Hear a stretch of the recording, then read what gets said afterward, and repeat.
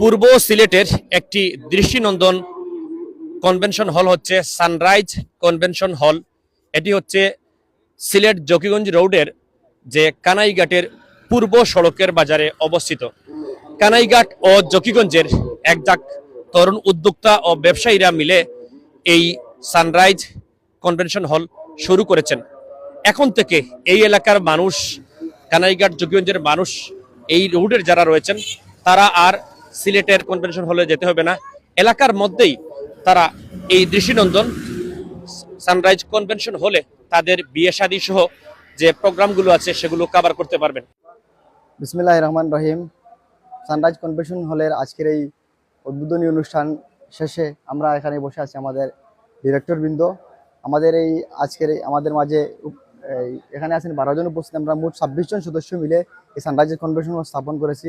এখানে আমাদের অনেকে আছে প্রবাসী, যারা প্রবাসে থাকেন, এবং কিছু মহিলা সদস্য আছেন যারা এখানে আজকে উপস্থিত হতে পারেন নাই, কিন্তু অনেকে প্রতিনিধি পাঠিয়েছেন। আমাদের প্রবাসী যারা ফ্যামিলির অনেকে প্রতিনিধি পাঠিয়েছেন, অনেকে উপস্থিত নাই। আমাদের আজকের এই উপস্থিত আছেন সানরাইজ কনভেনশন হলের, যার অক্লান্ত প্রচেষ্টায় সানরাইজ কনভেনশন হল আজ দীর্ঘ 4 বছর পর দৃশ্যমান হয়েছে। আমরা জনগণের জন্য, মানুষের পাবলিকের জন্য উন্মুক্ত করে দিতে পারছি। জনাব মাস্টার নাজিমউদ্দিন সাহেব, জনাব আব্দুল ওয়াদুদ চৌধুরী রহিম, জনাব আবুল কাশেম মাস্টার সাহেব, জনাব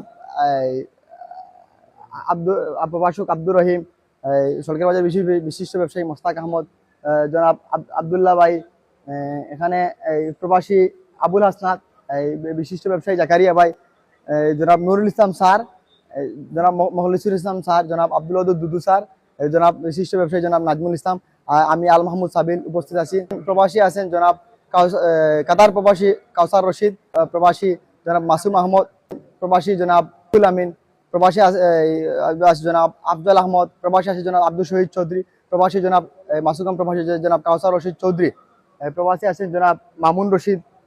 মহিলা সদস্যদের মধ্যে সড়কের বাজার জনাব রোশনারা রুশি ম্যাডাম, জনাব শাকি চৌধুরী, সাউথ আফ্রিকা প্রবাসী জনাব কয়েস আহমদ খান, জনাব ইয়াহিয়া আজাদ, জব হোল্ডার জনাব আকমল হোসেন, লন্ডন প্রবাসী জনাব মঞ্জুর আহমদ সহ আমরা আশায় মোট 26 জন মিলে এই কনভেনশন হল স্থাপন করেছি। আমাদের ইচ্ছা ছিল এই এলাকার মানুষকে সেবা দেওয়া। আল্লাহর অশেষ রহমতে আমরা আজকে উদ্বোধন করেছি। আমরা চেষ্টা করব এলাকার মানুষকে, সব সমাজের সব শ্রেণী পেশার মানুষ যেহেতু আমাদের এই সেবাটা গ্রহণ করতে পারে।